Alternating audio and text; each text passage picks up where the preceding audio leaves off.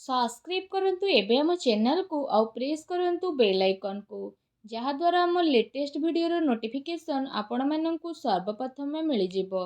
नमस्कार बंधुगण, जय माँ लक्ष्मी, जय भोलेनाथ। आपण समस्त को आम यूट्यूब चैनल को स्वागत। फ्रेंड्स, आपण समस्त को कही रखुचु कि आगामी ए 5 दिन रे आपणक जीवन रे बहुत बड़ परिवर्तन हेबो।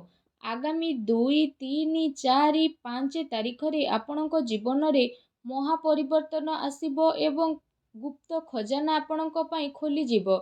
एमिति काहीकि मु कहूची, एहार कारण कोन अटे? फ्रेंड्स, सबु इन्फॉर्मेशन आपणक ए वीडियो रे मु कहिबी। बहुत समय पर ए समय आपणक जीवन रे आसीछि। ए समयर लाभ उठेबा आपण समस्तनक पई बहुत बड़ दायित्व अटे। आपण समस्तनकु अलर्ट होई जिबा दरकार। ए समय अवधि रे जदि हमें कहिबा आपणक पई शुभ परिवर्तन नै कि ही आसीबो। ए जो परिवर्तन हेबो एहा आपणक जीवन पई बहुत ही अधिक निर्णयपूर्ण हेबो। आपणक दुख को दूर करिबार हेबो और आपणक पीड़ारु दूर करिबाकू पड़िबो। काहीकि ना माँ लक्ष्मी आपणक घर को आसीबा पई जाउछंती। जो कारण पई आपणक जीवन रे खुशी नै आसीबे, गोटे नुआ उत्साह आपणक मध्य प्राप्त हेबो। आपण समस्तंकु जणा रहिछि कि माँ लक्ष्मींकर कृपा जो घरे रही थाए सेठी धन दौलतर केबे कमी होई न थाए। आउ तांको घरे सब बेले खुशी ही खुशी रही कि थाए। फ्रेंड्स, जदि कहिबा आपण समस्तंकु इन्फॉर्मेशन जदि देबी, माता लक्ष्मी आपणक घर को आसीबा पई बाहरी सेरिछंती। तो जदि कहिबा फ्रेंड्स, माँ लक्ष्मी को केवल आपणकु जानिबार दरकार। जदि आपण ताको जानिबारी टिके भी भूल करिवे तो आपणकु ध्यान रखिबाकू पड़िबो। ए समय अवधि रे अर्थात 5 दिन रे माता लक्ष्मी केबे भी आपणक घरे प्रवेश करि नेबे। आउ जदि कहिबा आपणकु सतर्क मध्य रहिबाकू पड़िबो, कारण को आपणकु एमिति किछि भूल करिबार नाही जहाकू देखिकी स्वयं माँ लक्ष्मी पुणी थरे पळेबे। तो आपण जिंदगी भर धन पई असुविधा भोग करिवे नाही। आपणक घरे शुभ शांति बनिकी ही रहिबो, ना खुशी बनिकी रहिबो। फ्रेंड्स, जदि आपण मानकू इन्फॉर्मेशन आमे दब तो दुनिया रे नारीर शक्ति होई थाए।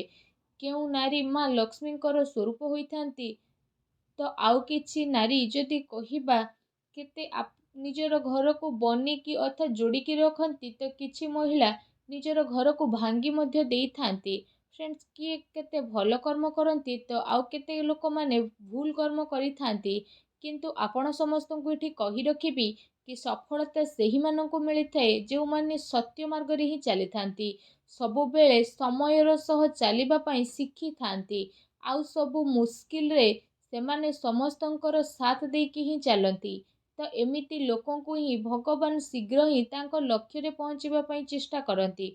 तेणु आपण समस्तंकु एठी मु निवेदन करिबी कि वीडियो को आरंभ रु शेष पर्यंत निहाती भाबरे देखंतु। आउ जदि आपण माता लक्ष्मींकर सच्चा भक्त तो वीडियो को गोटे लाइक निहाती करंतु और कमेंट बॉक्स रे जय माँ लक्ष्मी बोली अवश्य लिखि दियंतु, जहाद्वारा माँ लक्ष्मींकर आशीर्वाद आपणक उपरे सदा सर्वदा बनिकी रहिबो। ए दिन रे आपणको केउ केउ कार्य करिबाकू पड़िबो, आपण समस्तंकु केउ केउ सावधानियता अवलंबन करिबाकू पड़िबो, जहा आपणक जीवन पई सठिक रहिबो। ए सबु इन्फॉर्मेशन ए वीडियो रे पूर्ण भाबरे आपणको मिलिबो। आपणको समय आदौ भी बर्बाद हेबनी। तेणु टिके समय बाहर करी ए वीडियो को पूरा देखंतु, कारण आपणकर जीवन बदली जिवो। आपण समस्तंकु एठी मु कहिबाकू चाहिबी कि सबु बेले घरे सफा सुतरा बनेइकी रखंतु। जेते सफा सुतरा घर आपणकर रहिबो, माँ लक्ष्मी तांको घर को ही प्रवेश करिवे। जदि घरे अपरिष्कार रहिबो तो केबे भी माँ लक्ष्मी आपणको घर को आसीबेनी। सबु बेले आपण हसिकी रुहंतु, कारण बहु को, पत्नी को, झियो को कोन कहा जाई थाए कि घरर लक्ष्मी। तो जदि घरर लक्ष्मी जेते अधिक खुशी रहिबे, घरे लक्ष्मी सेते अधिक आसीबे।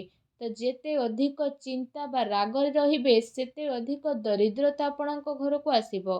तेणु आपणको एहा जानिबा दरकार, जदि घरे लक्ष्मी आपणको दरकार तो आपणको खुशी रहिबार अछि, स्वस्थ रहिबार अछि। जदि घरे दरिद्रता चाहुछंती तो आपण लड़ाई झगड़ा करि पारंती, आउ घर को पूरा बिगाड़ी मध्य पारंती। ଏହା ଆପଣଙ୍କ ଉପରେ ନିର୍ଭର ଅଟେ। ଆପଣଙ୍କୁ ଗୋଟେ ମହତ୍ତ୍ୱପୂର୍ଣ୍ଣ ଇନଫର୍ମେସନ୍ ଏଠି ଦେବାକୁ ଚାହିଁବି। ଆପଣଙ୍କ ଘରେ ଯଦି ବହୁତ ଅଧିକ ଆର୍ଥିକ ଅସୁବିଧା ହେଉଛି, ପଇସାର ପ୍ରୋବ୍ଲେମ୍ ରହିଛି, ତ ଯଦି କହିବା ଆପଣଙ୍କର ଦ୍ୱାର ଯେବେ ନିର୍ଧନ ବ୍ୟକ୍ତି କିଏ ଆସୁଛନ୍ତି ତ ତାର ସହାୟତା ନିହାତି ଭାବରେ କରନ୍ତୁ। ଯଦି ଆପଣଙ୍କ ଦ୍ୱାରରେ ଗୋମାତା ଆସୁଛନ୍ତି ତ ତାଙ୍କୁ ରୁଟି ନିହାତି ଭାବରେ ଖୁଆନ୍ତୁ। ଆଉ ଯଦି କୌଣସି ଗରିବ ମହିଳା ଆସୁଛନ୍ତି ତ ତାଙ୍କୁ ଖାଲି ହାତରେ ଆଦୌ ଯିବାକୁ ଦିଅନ୍ତୁ ନାହିଁ। ଏସବୁ ରୂପରେ ଭଗବାନ ପରୀକ୍ଷା ନେଇଥାନ୍ତି, ଆଉ ସେ ପରୀକ୍ଷାରେ ଆମକୁ ସଫଳ ହେବା ପାଇଁ ମଧ୍ୟ ପଡ଼ିଥାଏ। ଭଗବାନ କୌଣସି ବି ରୂପରେ ଆସିପାରନ୍ତି, ବାସ୍ ଆମକୁ ସ୍ୱାଗତ କରିବା ଦରକାର। ଯଦି ଆମର ସ୍ୱାଗତରେ କମି ରହିଯିବ କିମ୍ବା ଆମେ କାହାର ନିରାଦର କରିବା ତ ମା ଲକ୍ଷ୍ମୀ ଆମ ଘରକୁ କେବେ ବି ପ୍ରବେଶ କରିବେ ନାହିଁ। ତ ଆପଣଙ୍କୁ ଧ୍ୟାନ ରଖିବାର ଏଠି ଅଛି କି କୌଣସି ଗରିବ ମହିଳା, ପଶୁ ପକ୍ଷୀ, କାହାର ଅପମାନ ଆଦୌ ଆପଣ କରନ୍ତୁ ନାହିଁ। କାହାକୁ ଆଦର କରନ୍ତୁ, ନିରାଦର କରନ୍ତୁ ନାହିଁ। ସମସ୍ତେ ଚାହିଁଥାନ୍ତି କି ମା ଲକ୍ଷ୍ମୀଙ୍କର କୃପା ତାଙ୍କ ଘର ଉପରେ, ତାଙ୍କ ଉପରେ ସଦାସର୍ବଦା ବନିକି ହିଁ ରହୁ। କିନ୍ତୁ ଲୋକମାନଙ୍କୁ ଏହା ଜଣା ନଥାଏ କି କେଉଁ କ୍ଷେତ୍ରରେ ମା ଲକ୍ଷ୍ମୀ ପ୍ରସନ୍ନ ହୁଅନ୍ତି ଆଉ କେଉଁ ଜିନିଷରେ ମା ଲକ୍ଷ୍ମୀ ରାଗି ଯାଆନ୍ତି। ଯଦି ଆପଣ ଆପଣଙ୍କ ଘରେ ଏ ତିନୋଟି ଜିନିଷ ରଖିଥାନ୍ତି ତ ମା ଲକ୍ଷ୍ମୀ ସ୍ୱୟଂ ପ୍ରସନ୍ନ ହୋଇ ଆପଣଙ୍କ ଘରକୁ ଆସିବା ପାଇଁ ବିବଶ ହୋଇଯିବେ। ଆମେ ଆପଣମାନଙ୍କୁ ତିନୋଟି ଏମିତି ଜିନିଷ ବିଷୟରେ କହିବୁ ଯେଉଁ କାରଣ ପାଇଁ ଆପଣ ଯେଉଁ ଜିନିଷକୁ ଘରେ ରଖିବେ ତ ଏ ଦିନରେ ପଇସାର ପ୍ରୋବ୍ଲେମ୍ ଆପଣଙ୍କୁ କେବେ ବି ହେବ ନାହିଁ। ଫ୍ରେଣ୍ଡସ୍, ଏ ଜିନିଷ ରଖିବା ଦ୍ୱାରା ମା ଲକ୍ଷ୍ମୀଙ୍କର କୃପା ସଦାସର୍ବଦା ବନିକି ରହିବ।